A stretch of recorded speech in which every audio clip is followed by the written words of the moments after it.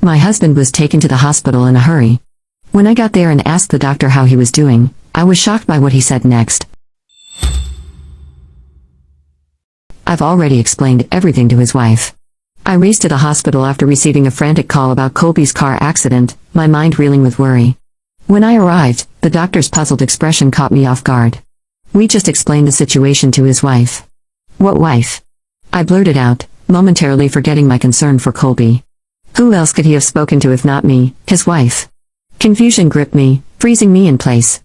My name is Cassie, a 32-year-old office worker, Colby, my 35-year-old husband, and I met through friends and built a life together. Though we hadn't yet had children, we filled our days with cherished moments, exploring new places and dining out on weekends. 3 years into our marriage, things took a turn. Colby's job, which had always involved frequent travel, intensified even further, spilling into weekends. With each passing day he was away, he grew more distant.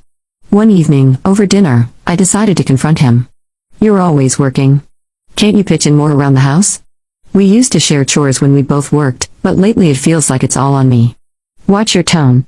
I work hard, you know. Cole snapped, throwing his fork down angrily. I was stunned into silence as he stormed off to bed. I sensed something was amiss with his sudden outburst. Lately he hadn't been discussing work at all. Colby used to bring back souvenirs and share stories from his trips, but that had dwindled. Was he really working as much as he claimed? I tried not to dwell on it, but the suspicion cast a dark shadow over my heart.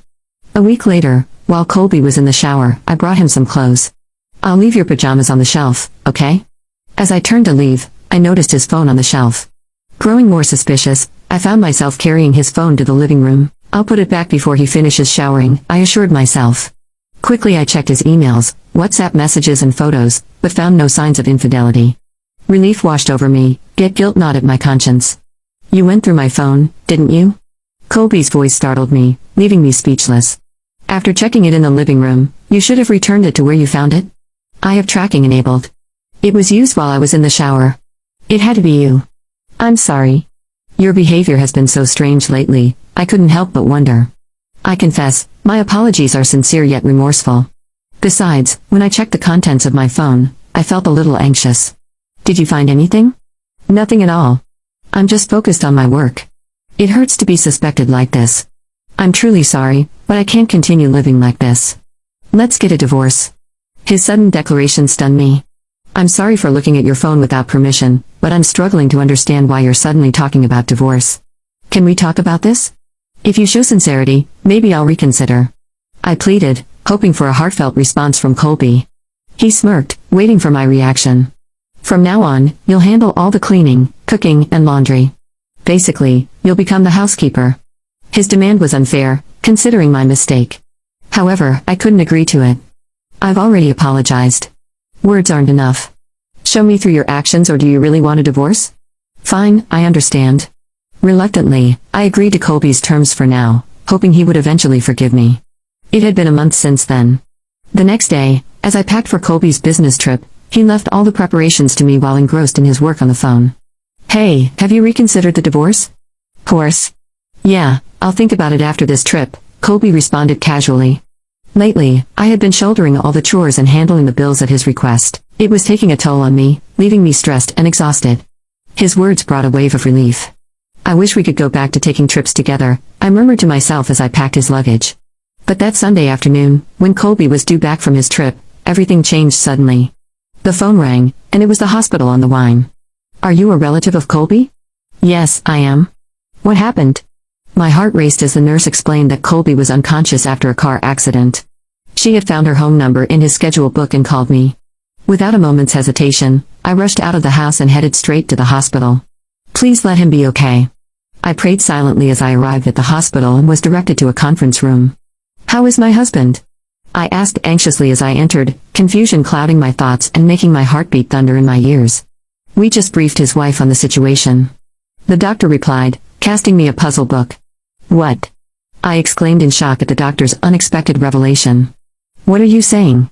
The doctor explained that Colby was in the car with another woman during the accident. Both were unconscious. Yes, I'm so sorry, I admitted, finally convinced by the evidence she showed me. As she opened up, she introduced herself as Effie, revealing she worked for one of Colby's client companies. He had deceived her into believing he was single and they had been in a relationship for a year. They were even planning to marry soon and had purchased the condo together. He bought a condo. Yes, we picked it out together. He said he would take care of everything. The shock hit me hard. He must have been using the money to contribute to our household expenses for that condo. I had told the doctor I was his wife because I had no idea he was already married. I'm truly sorry.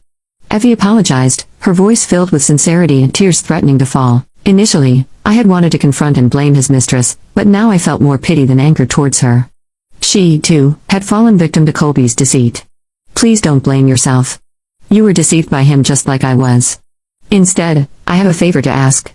I proposed to Effie, who regarded me with uncertainty. What do you say we team up to get back at Colby? Her expression shifted to confusion at my unexpected suggestion.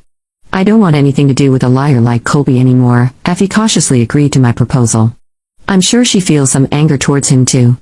I can't let this go unanswered. With that settled, we exchanged grins and shook hands, plotting our revenge. Starting the next day, I continued to care for Colby as if nothing had changed. Effie also visited him discreetly when I wasn't around, ensuring he remained oblivious. Throughout it all, Colby continued to treat me poorly. Finally, the day of his discharge arrived, and I drove him home. Drive more carefully. I'm injured, you know, he remarked casually from the passenger seat. You are so useless, Colby sighed loudly, his attention already drifting to his phone, likely texting Effie. He seemed so carefree, unaware of everything. I couldn't help but smirk as I accelerated the car. Upon arriving home, I pressed the doorbell. Colby smirked. No one's home, you know. But today was different. Welcome home. Effie greeted him as she opened the door. What? Why? Colby looked bewildered as Effie ushered him into the living room.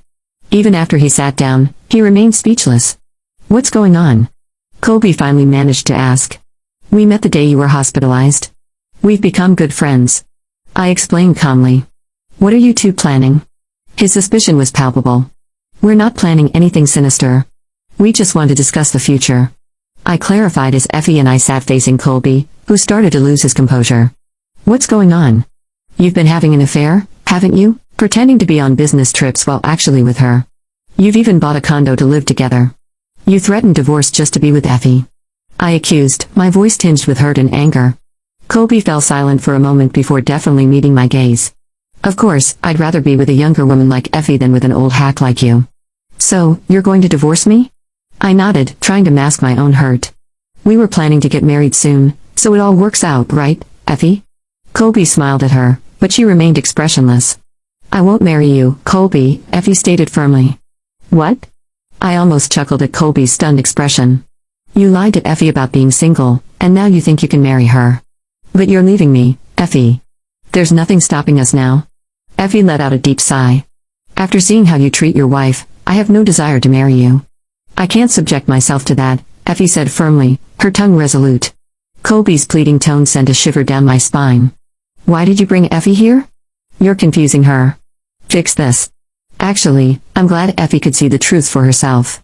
And here are the divorce papers. I've signed and stamped them already. You just need to do your part, I stated calmly, handing over the paperwork. It seemed Colby had been lost in a fantasy of a blissful life with Effie, oblivious to the practical and emotional consequences. Of course, you'll have to pay. You had an affair. I have plenty of evidence, including WhatsApp messages and photos from Effie, I stated firmly. No way. I'll also be seeking damages since you deceived me into thinking we were in a serious relationship with plans to marry. Being with a cheater like you makes my skin crawl. Don't ever contact me again. Between Effie and me, you're looking at about $4,000 in damages. Just so you know, I concluded, my voice unwavering. Initially trembling with anger, Colby's knees buckled, and he began to shake with anxiety. That's impossible. I just bought a condo. That's not our problem, Effie asserted as we stood over Colby, who hesitated before finally crawling over to my side. I made a mistake, okay? It was a moment of weakness. I'll never cheat again. Please give me another chance, he pleaded, looking up at me with clasped hands as if praying. Stand up, I commanded, my disgust mounting at his pleading expression. You were ready to leave me. How can I trust anything you say? Don't bother. From now on, communicate through my lawyer and ask for that condo. It's marital property, so we'll be splitting that too. What? What is this? Colby seemed stunned, clearly having daydreamed about a blissful life with Effie without considering the financial implications. Leaving our lawyer's business card on the table in front of him, Effie and I stood up and walked away. Wait, what am I supposed to do if both of you leave me? My leg isn't even healed yet. Colby's desperate plea echoed down the hallway, followed by a loud thud as he stumbled with his crutches. Effie and I exchanged a glance but remained unmoved, leaving him to struggle on his own. I never want to see your face again. Goodbye, I declared firmly as we walked away, leaving Colby behind. Later, the divorce proceeded smoothly, and I successfully claimed damages in court. News spread through his workplace, leading to Colby's suspension from misusing company resources to contact his mistress. Eventually, he resigned. The condo he purchased with Effie was sold to cover the court-ordered damages, leaving him burdened with a substantial debt, job hunting, and living frugally in a modest apartment. Meanwhile, Effie found happiness with a wonderful man and is now in a promising relationship with marriage on the horizon. I sincerely wish her the best.